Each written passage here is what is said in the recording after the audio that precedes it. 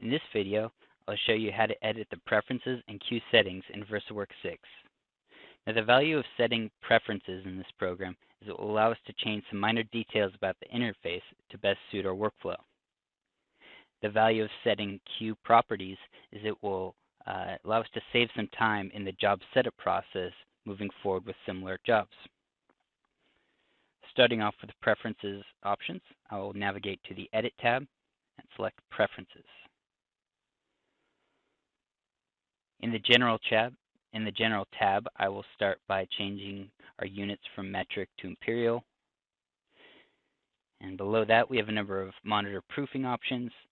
Mine's looking pretty good at default, but depending on the monitor, you may want to play around with this to get a better result.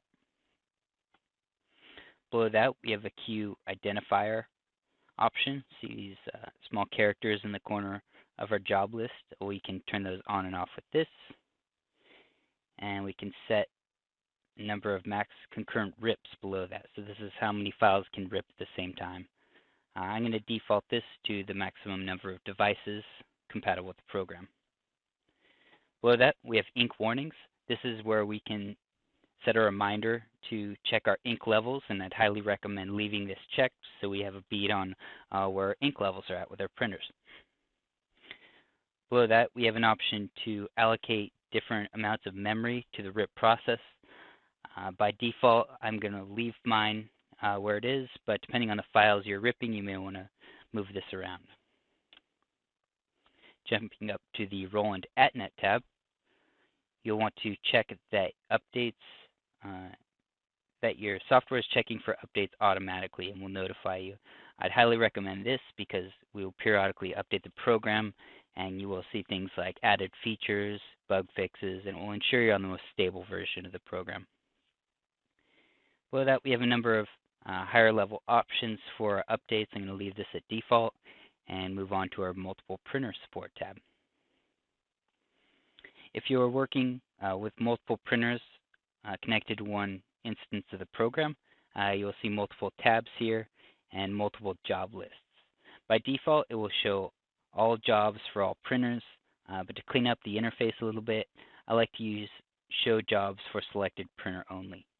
Now this will just show one queue and job list, and this will update when you select different models. We have a number of output options here. So by setting this to the maximum available for your interface, you can ensure that you can output to all devices concurrently or at the same time. Lastly, under this tab, we have an option for different measurement instruments for spectrophotometers and whatnot. We're not going to change anything here, but note that this is how we can configure those settings for those instruments.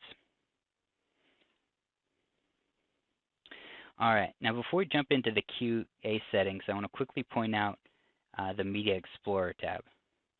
Now this is a tab used to load in and manage profiles for a given printer. The value of profiles or media types is that it is a file contained and really optimized for the media that we're printing on. So things like ink limits, drop size, print head speed, and all these under the hood details are packaged into this file and then associated with our job to ensure that we're going to get the best print we possibly can out of that media. Note that I have many of these profiles already loaded, but if you do not, you can find them by navigating to the Roland Profile Center, creating a login, answering some quick questions about your printer, and downloading various different media types. Once those are downloaded, you can go to the Load from File option, navigate to wherever those profiles are, and then load them in accordingly. Now, I quickly touched on this because we'll come back to these profiles in a moment. So we'll click OK and start editing our queue settings. To modify our queue settings, we can navigate to the Edit tab once again, select Queue Settings, and pick on any queue that we wish to modify. Alternatively, we can select the small gear next to any corresponding queue. So I'll do that now. Once this is pulled up, I'll show you a number of different options that I like to set by default that just saves myself time in running through various jobs. The first up is Get Media Width, so I'm going to go ahead and select Get Media Width.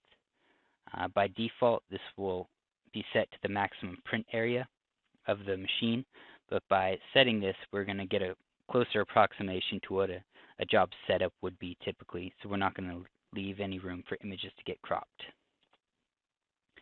The rest of these options I will choose to leave by default and modify them per instance of a new job. Below that, we have the Quality tab, and this is where we're going to circle back to the profiles. So one of the values of setting queue properties is that any of these settings configured here will be inherited by any incoming job. So I like to set my most commonly used media or profile rather, for the media type up here for the given queue. And the reason being is that it will save us this step in any job set up thereafter. The rest of these details I will leave alone. They're more of high-level settings for how our machine is printing. I will go in here to modify our color management preset from prepress US to true rich color. The reason being this one will yield a more vibrant, rich, and bold color. So I prefer this, generally speaking, as a Q default. Alright, I will jump down here to our spot color tab here. One of the things I like to modify is our Eps Margin. So with Eps files, this will add a very small margin outside of our cut line and can alleviate some clipping of the cut line in certain instances. Below that, we have Convert Spot Color and Special Colors. I highly recommend to leave these checked. And what this does is lets our software know that we need to convert any specific color system file within our job, things like Pantones and Roland color systems within that file.